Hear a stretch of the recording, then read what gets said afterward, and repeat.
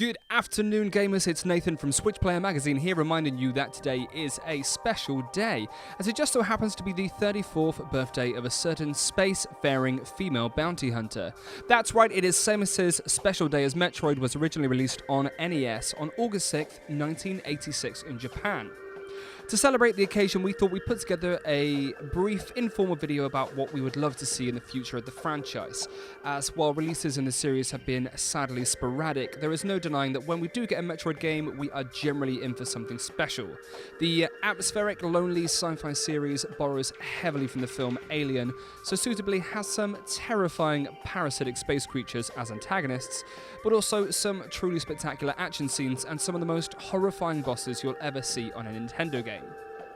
Hopefully we won't have to wait too much longer for a new entry, but considering development of Metroid Prime 4 was publicly rebooted in 2019, we definitely have enough time to speculate. So today we're asking, what do we want to see in a new Metroid game? And considering the series' 2D origins, even helping to spawn the genre known as Metroidvania alongside Konami's Castlevania series, we will also look into what we would love to see from a new 2D Metroid game in the future as well. First up is Metroid Prime 4. The game's so good they made it twice. After being publicly announced in 2017, not much was heard about the project until it was announced that development was being completely rebooted, with the original Metroid Prime trilogy developers, Retro Studios, now leading the project. Not much is known about who was developing Metroid Prime 4 prior to this, or what form it was taking, and it's very likely it will stay that way.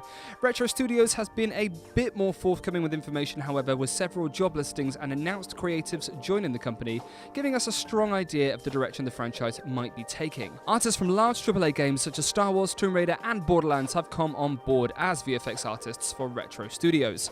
Examples include Adad Morales from Battlefield Hardline and Star Wars, Nicholas Wilson from Borderlands and Brian Urk from Tomb Raider.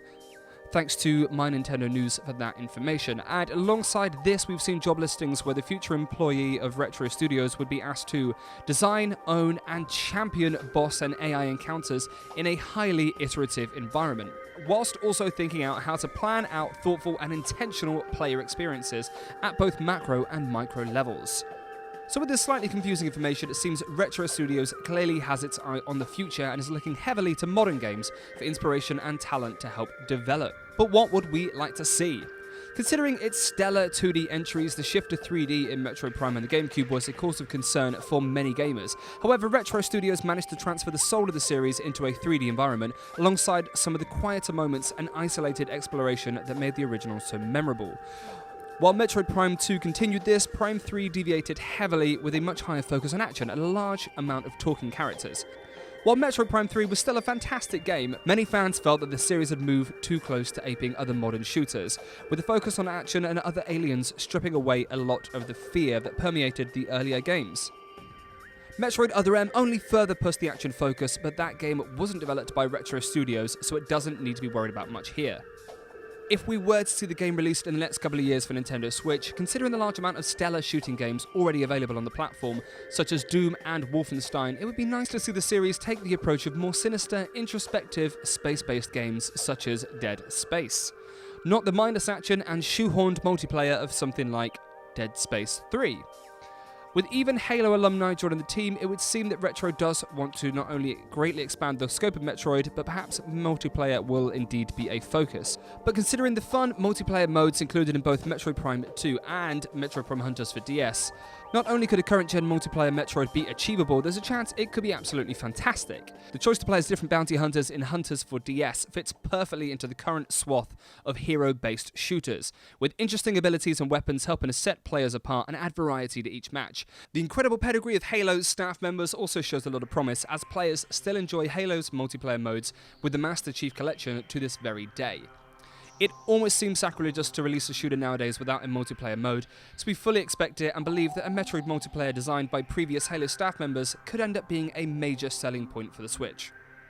In terms of the story, it would be nice to see even more strange lands and large, snarling enemies to blast, but as always, Metroid is at its best when you're lost on a faraway planet, having to use nothing but your wits and Samus' beam cannon to explore and escape. Metroid works best when it strips you of too much power, only for you to discover and enjoy several new improvements along the way. Some of the most satisfying moments of Metroid games are when traversal completely opens up thanks to a new power, and you suddenly remember a strange looking door or area that you now know exactly how to tackle. Conversely, this is a rich world just begging to be mined for lore, and there is plenty of room in the ancient civilizations of the Chozo or the barbaric space pirates to explore how certain parts of the galaxy operate. The ability to scan computers and documents in every Prime game led to some of the best bits of writing and hidden history in the series, and were a rewarding bit of story for any player curious for more. We'd love for a new Metroid game to focus more on the creeping dread and horror of being alone on an isolated planet, while we slowly explore and learn more of the history of our surroundings as we do it. Action is a part of the Metroid series, and it's a blast to get a powerful new weapon, but the focus should always be on exploration instead of explosions. Leave that to the multiplayer. Now, a 2D Metroid game is much more likely to be in our hands soon, with Mercury Steam's remake of Metroid 2 on the Game Boy, the 3DS title Samus Returns, hitting store shelves in late 2017. We haven't heard anything from Mercury Steam since, so it's not a wild assumption that they could be working on the latest 2D Metroid title. But will it be another remake, or finally a sequel to Fusion, the game furthest along in the Metroid timeline that was released in 2002? That's right, we've been waiting for Metroid 5, or even really for the main Metroid story to advance for nearly 2 decades. 2D Metroid seems to be the only way of continuing that story, so we can only hope that that's what Mercury Steam have in store for us. But what would we like to see from that title? Well, in the long time since an original 2D Metroid, it's fair to say that the Metroidvania genre has exploded, especially on the Nintendo Switch, with many competent and possibly better games filling in the void left by Samus's long absence. Titles like Axiom Verge have offered terrific gameplay that looks and feels just as good as a Metroid game, while other titles like Hollow Knight or Ori and the Blind Forest take slightly more wistful and fantastical twists on the genre. It's fair to say, though, that with no shortage of Metroidvania games, there's a legacy to uphold and a name to defend when a new Metroid game is finally released. We can only hope they look to games like Hollow Knight as shining examples of not only clever sound design to convey the feeling of isolation, but also to the ability to still make 2D games that look like a piece of art, with smart visual design and a commitment to incredible animations. What set 2D Metroid apart previously is still its biggest strength, however, and that is the sci-fi horror influence. Grotesque enemies like Kraid and Mother Brain are still burned into the minds of many a gamer, and the terrifying presence of SAX in Fusion still fills my stomach with dread. Samus Returns did a good job of updating the clunky Game Boy original, but the new melee mechanics sapped some of the fear for me, while the enemies all seem to be of similar bug-like designs. Metroid can push the envelope when it comes to enemy designs, especially when the bright colours and pixel art of early titles help to add an artistic edge and soften the horrific design of some.